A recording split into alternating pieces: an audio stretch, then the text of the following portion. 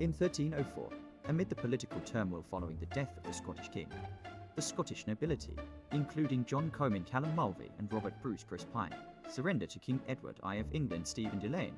This surrender comes after Edward is invited to provide protection, but ends up conquering Scotland. The Scottish attempt to resist Edward's rule led to war, which they ultimately lost. Edward promises to return the nobility's lands in exchange for their loyalty during the celebration. Bruce spars with Edward's heir, the Prince of Wales Billy Howell, and is wed to Edward's goddaughter, Elizabeth de Burgh Florence Pugh.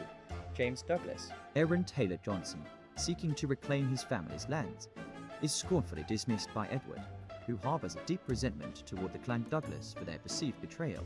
Edward and the Prince depart Scotland, leaving its governance to Comyn, Bruce, and de Valence son Sproul, a loyal English noble. Bruce and Elizabeth marry, and although Bruce respects Elizabeth's reluctance to consummate the marriage immediately, their relationship remains respectful 2 years later, as Bruce witnesses the unpopularity of English rule. Heightened by the public display of William Wallace's quartered body, he begins to plan a revolt. He shares his intentions with his family, who support him, including Elizabeth. Bruce attempts to recruit John Comyn to his cause, knowing that together they could muster a formidable force against Edward.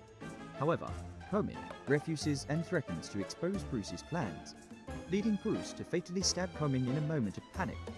The murder of Comyn compels the Scottish clergy to offer Bruce a pardon if he accepts the crown of Scotland.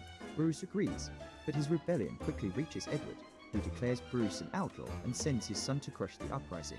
Bruce summons the Scottish nobles, but most refuse to break their oaths to Edward, and deterred, Bruce travels to Scone to be crowned King of Scotland, gaining the loyalty of James Douglas along the way. De Valence, eager to prove his loyalty to Edward, moves against Bruce before the prince can arrive. Bruce, wishing to avoid unnecessary bloodshed, challenges de Valence to single combat, but de Valence delays the fight under the pretext that it is a Sunday. That night, Bruce consummates his marriage with Elizabeth, but the English launch a surprise attack.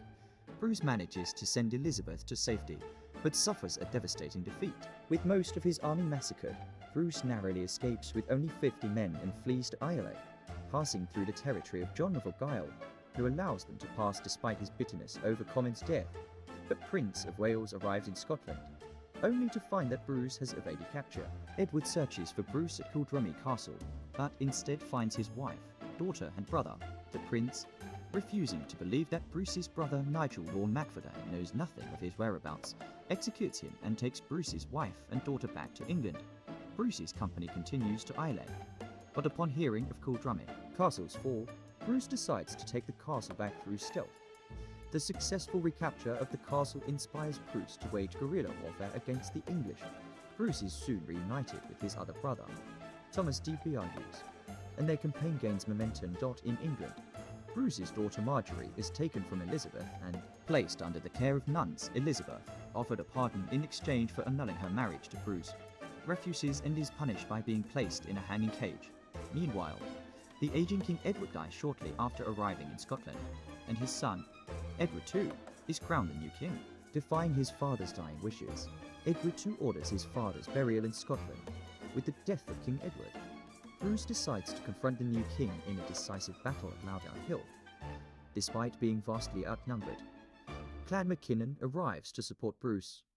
The English army, composed mainly of cavalry, charges into a spear wall hidden by a ditch. Suffering heavy losses, the battle turns into a fierce melee, with the Scots ultimately prevailing. Edward II, determined to kill Bruce, engages him in single combat. Bruce defeats Edward but spares his life, allowing him to leave the battlefield.